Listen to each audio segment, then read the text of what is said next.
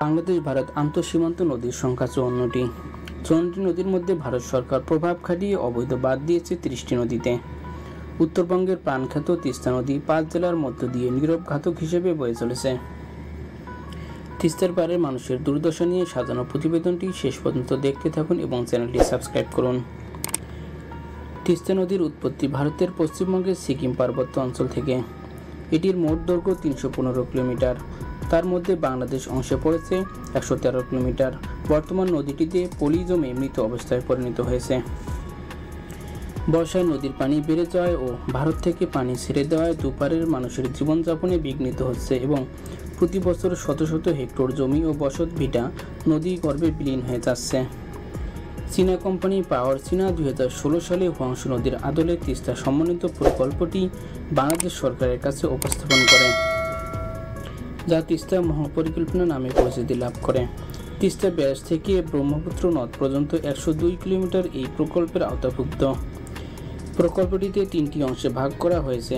প্রথম অংশ তিস্তা ব্যারাজ থেকে মহিপুর সেতু পর্যন্ত 39 কিলোমিটার, মধ্যভাগ মহিপুর সেতু থেকে কাউনিয়া ব্রিজ পর্যন্ত এবং শেষ অংশ কাউনিয়া সেতু থেকে ব্রহ্মপুত্র নদ পর্যন্ত মোট 39 কিলোমিটার। বাংলাদেশ সীমান্তের 60 কিলোমিটার উজানে 1998 সালে ভারত সরকার গজলডোবা বাঁধ নির্মাণ করে। মূলত এই বাঁধ নির্মাণ করার কারণে তিস্তার নিয়ন্ত্রণ ক্ষমতা ভারতের কাছে মুষ্টিবদ্ধ হয়, ফলে নদীর নাব্যতা মলিন হয়ে যাচ্ছে। বর্তমান নদীর গড় গভীরতা হয়ে দাঁড়ায় 5 মিটার। এমতো অবস্থায় তিস্তা মহাপরিকল্পনা বাস্তবায়ন একান্ত প্রয়োজন এবং ভারতকে উচিত জবাব দেওয়ার হাতিয়ার এটি। নদীকে 10 মিটার গভীর করে খনন করা হবে। এতে নদীর নাব্যতা ফিরে পাবে এবং হঠাৎ বন্যা থেকে তিস্তা পাড়ের মানুষের দুঃখ দূরীভূত হবে। তিস্তার দুই পাড়ের গড়ে তোলা হবে পরিকল্পিত শহর ব্যবস্থা। শিল্প প্রতিষ্ঠান, কলকারখানা, হাসপাতাল, শিক্ষা প্রতিষ্ঠান, আর্মি ক্যাম্প, থানা, এক কথায় স্যাটেলাইট শহর গড়ে তোলা হবে। তিস্তা পরিকল্পিত শহর গড়ে তোলা হবে। তিস্তা মহাপরিকল্পনা বাস্তবায়িত হলে বদলে যাবে উত্তরবঙ্গের 5 জেলার মানুষের ভাগ্যের চাকা। সেই সাথে জিরোপির মানের সুবাতাস বইতে থাকবে। 1983 সালের জুলাই মাসে বাংলাদেশ ও ভারতের মধ্যে পানি ব্যবস্থাপনা চুক্তি স্বাক্ষরিত হয়। চুক্তিতে বলা হয় তিস্তার পানির শতকরা 36% পাবে বাংলাদেশ এবং 39% পাবে ভারত।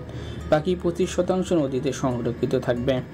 তবে ভারত বাংলাদেশকে চুক্তি অনুযায়ী ন্যায্য হিসাব থেকে প্রতিবারের বঞ্চিত করে রাখছে।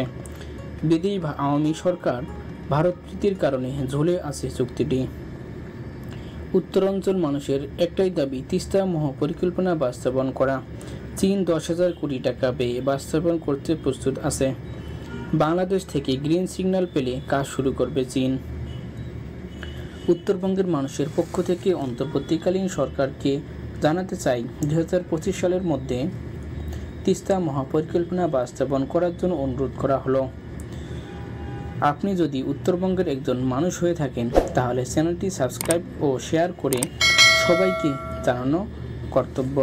ধন্যবাদ।